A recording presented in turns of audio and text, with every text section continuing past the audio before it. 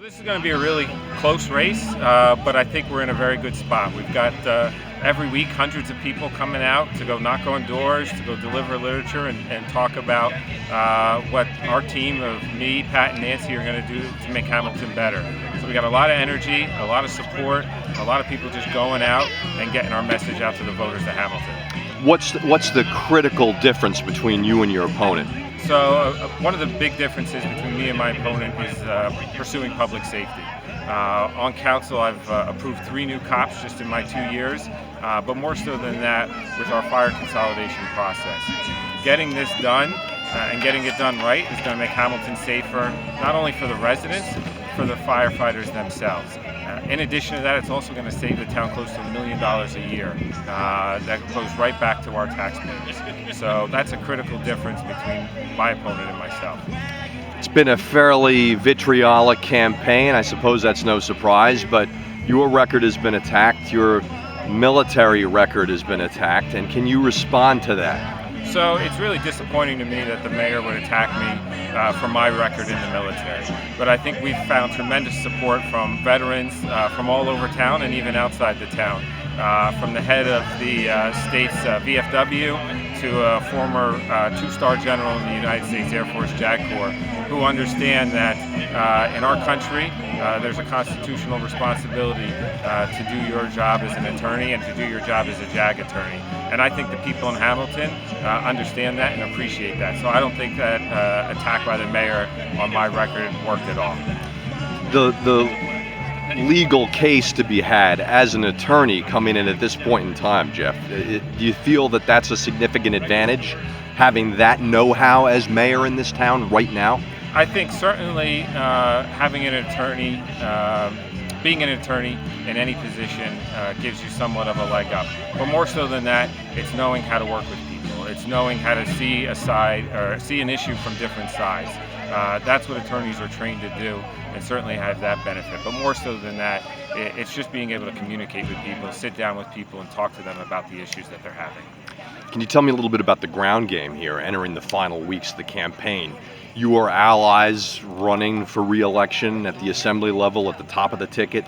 How are you grooving with them, and to what extent will labor play a factor in getting out the vote? Sure. So we've got support up and down the ticket. It starts with Wayne D'Angelo and Dan Benson at the very top of the ticket and moves to our county. But we've got, just today at the Central Labor Council, there was over 100 people going out, knocking on doors, delivering literature, and talking about our message. Because me, Pat, and Nancy, we support the working men and women here in Hamilton, the working men and women here in Mercer County. Pat is a Mercer County Sheriff's Officer and a PBA member. Nancy is a public school teacher. They understand the needs of our unions and are there to support them. Jeff, tough times to be an elected official, tough times to be a public official. Has it been more angry than usual? And to what extent is the national debate saturating Hamilton politics? I haven't found the national debate talked about much at all. When I go door to door, when I talk to residents, they ask me the questions of what I'm going to do here in Hamilton, why I should be the next mayor of Hamilton. They like that I work on a bipartisan level with all of council right now. One of the things I'm most proud of is while there's 3 Democrats and 2 Republicans on council, we haven't had a single vote where it's the 3 Democrats on one side and 2 Republicans on the other. So I think that's something they recognize in me and my campaign, and that's a little bit different than what's going down in Washington, D.C. You seem remarkably poised, sir. Is this your usual sedate way of communicating? Are you a calm elected official for the most part? I've been told that time and time again, and I think to a certain extent we've had people who want to see that, who don't want to see the bombastic pounding on the table. They want to see a level-headed, common-sense approach to being an elected official and making decisions that'll be for the benefit of the township. What is your most significant, relevant, professional decision you've made that you want the voters to know about that reflects on your ability to make decisions in a crisis? So not necessarily in a crisis, but last year we were proposed a 2-year 5% increase each year in our health insurance. That seemed ridiculous to me. I went back and looked at past years. We only had 1 year in the past that was over 5%. So we renegotiated it.